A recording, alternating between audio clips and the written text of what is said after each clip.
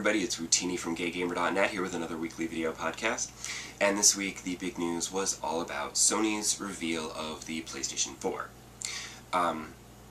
Which sadly I was sort of hoping that they might throw in a price drop on the Vita, because I'm like this close to buying one, but I'd really prefer to save a little money on it, and I was kind of hoping they were going to drop the price by like say $50, but they did not announce that.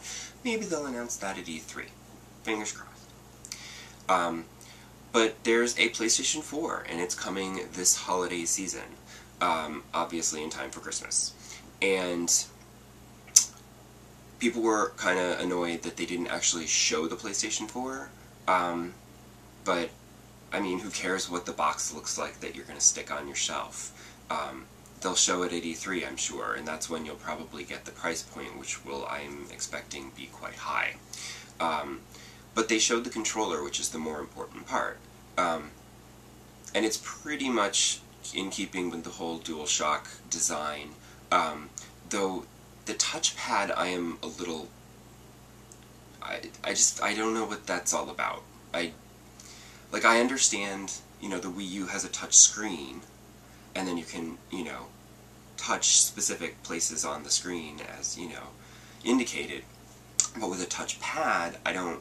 You know, it's not precise, you're not pressing exact things, and it also seems weirdly placed, like it's up at the top of the controller, and I don't really feel like it would be comfortable to use. I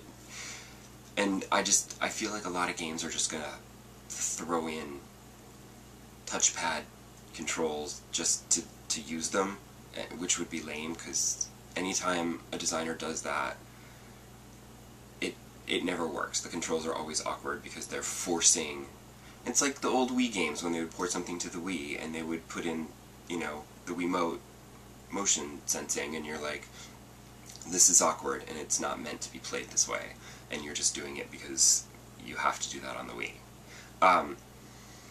But I am intrigued by the share button on the controller. The idea that you can, you know, upload screenshots and video to the internet is intriguing.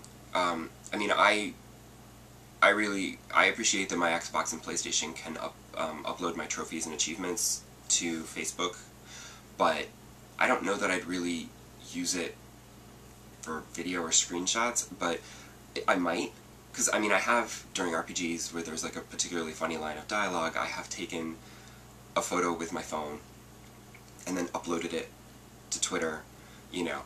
So to take a good high-quality screenshot would be more helpful.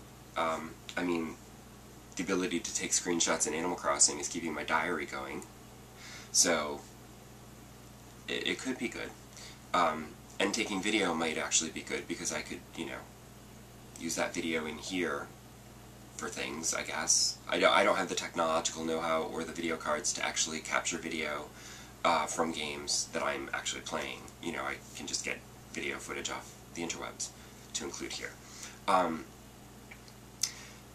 they also talk about, you know, like, oh, it's so advanced, like they're going to be able to turn on the machine and start playing right away, and I'm like, okay, so you can put it to sleep, that's fine.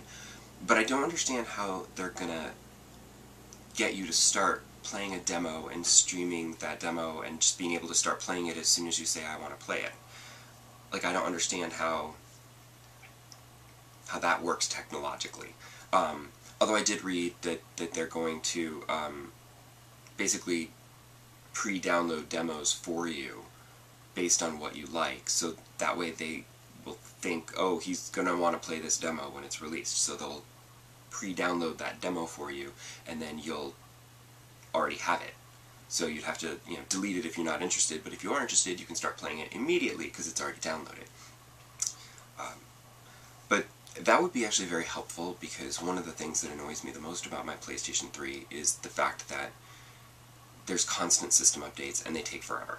So if they could do those overnight while your console is sleeping and you are sleeping, that way when you turn it on, it's like, hey, I just downloaded a system update for you, FYI. You don't have to worry about it.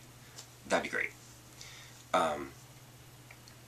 But the thing with the PlayStation 4 is that I expect to do what I did with the PlayStation 3, which is not buy it for about the first year or so of its life, because there probably aren't going to be games that I want to play on it. They showed off a bunch of games, and, you know, I mean, they look spectacular, but then, of course they are, you know, the graphics are going to look phenomenal. But then I think that the PlayStation 3 still has pretty phenomenal graphics.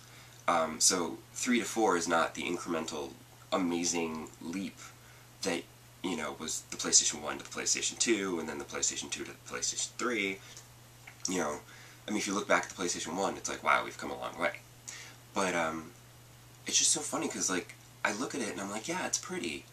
But it's still the same kind of, like, shooters and stuff that I've never been all that into. So, you know, oh, yay, Bungie's, you know, doing this new game, and I look at the footage and I'm like, wow, what a beautifully rendered and realized sci-fi world, and, oh, I'm just gonna go around and shoot things. Okay. So, I'm like, yeah, I'm tired of shooting things. I like my FPSs to be a little lighter on the S-ing. But I guess we'll find out some more at E3. Where I also expect Microsoft to be announcing their own new system, and we'll see when they duke it out at Christmas time who comes out on top.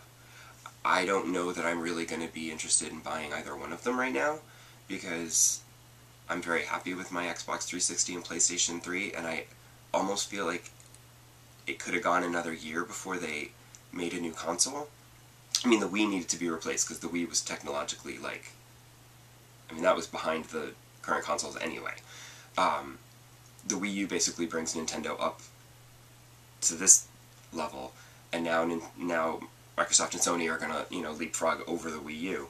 But, I still like my PlayStation 3. I don't think it needs to be replaced yet, and I'm stunned to find out that it's as old as it is, because I feel like it's great, and that, you know, I'm not sure that I need a PlayStation 4 right now. But, maybe Sony will come up with something to change my mind about that. And as always, you can come to gaygamer.net and read all the new updates and get all the new information. And I will see you back here next week. Same bad time, same bad channel. Bye-bye.